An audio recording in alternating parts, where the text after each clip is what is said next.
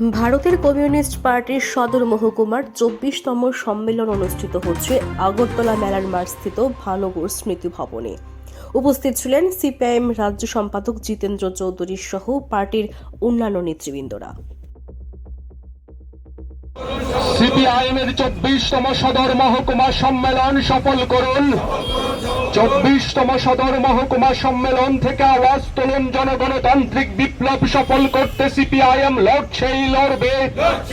জনগণের দাবি দাওয়া নিয়ে সিপিআইএম লড়ছেই লড়বে।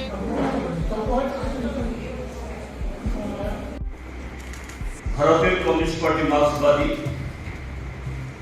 এটা আমাদের দেশের বা রাজ্যে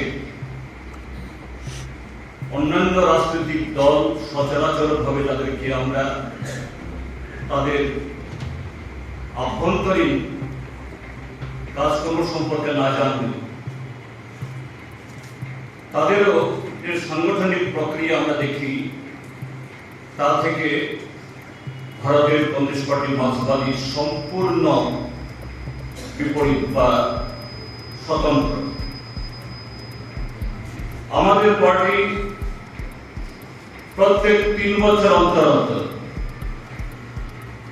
আমরা আমাদের পার্টির সংগঠনে একেবারে তৃণমূল স্তর থেকে সর্বভারতীয় স্তর অব্দি নিয়মিত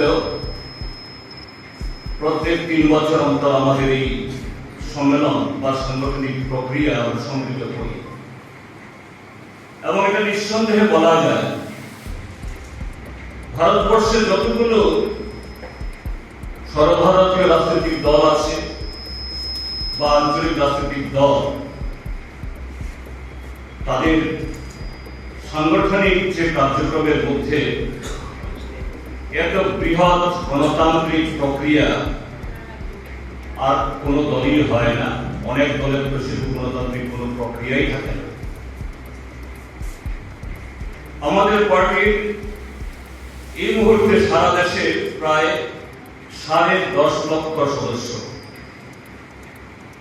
তৃণমূল স্তর তথা ব্রাঞ্চ স্তর থেকে কেন্দ্রীয় কমিটি অবধি এই 10.5 লক্ষ যে আমাদের পার্টি সভ্য আছেন, তারা লক্ষাধিক এরকম বিভিন্ন কমিটিতে বিভক্ত হয়ে তারা কাজ করে।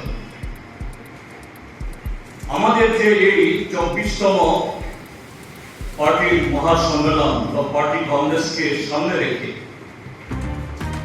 এরকম ছোট বড় মাঝারি লক্ষাধিক সম্মেলন সারা দেশে গত অগাস্ট মাস থেকে শুরু হয়েছে এবং আগামী বছরের এপ্রিল মাসের 2 থেকে 6 তারিখ তামিলনাড়ুর মাদুরাই শহরে, সেখানে আমাদের সর্বভারতীয় সংগঠনের মধ্য দিয়ে এই প্রক্রিয়া শুরু সম্পন্ন হবে। আমাদের এই প্রক্রিয়া শুধুমাত্র গঠনতান্ত্রিক যে আমাদের কিছু দায়বদ্ধতা, এটাকে সম্পূর্ণ করার জন্যই এটা আনুষ্ঠানিকতা না। এই প্রক্রিয়ার মধ্য দিয়ে আমাদের যে রাজনৈতিক লক্ষ্য জনগণতান্ত্রিক বিপ্লব সংগঠিত করার মধ্য দিয়ে আমাদের দেশেও সমাজ পরিবর্তনের যে সংগ্রামকে কিভাবে আমরা এগিয়ে নিয়ে যাব, আর এই সমাজ পরিবর্তনের সংগ্রামকে এগিয়ে যেতে হলে পরে আমাদের পার্টির সংগঠনকে সেই সংগ্রাম তথা বিপ্লব সংগঠিত করার জন্য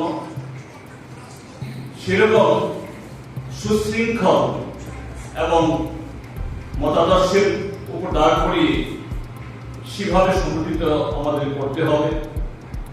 কাজে সেটাকে সামনে রেখে আমরা ভারতবর্ষের বর্তমান রাজনৈতিক, সামাজিক, অর্থনৈতিক এবং সাংস্কৃতিক পরিস্থিতিতে কিভাবে আমাদের সংগঠনকে সাজিয়ে তুলব এবং এই রাজনৈতিক পরিমণ্ডলে আমাদের কর্মসূচি কি হবে, রণকৌশল কি হবে, আমরা সেই আলোচনাগুলি এখানে সংযুক্ত করব।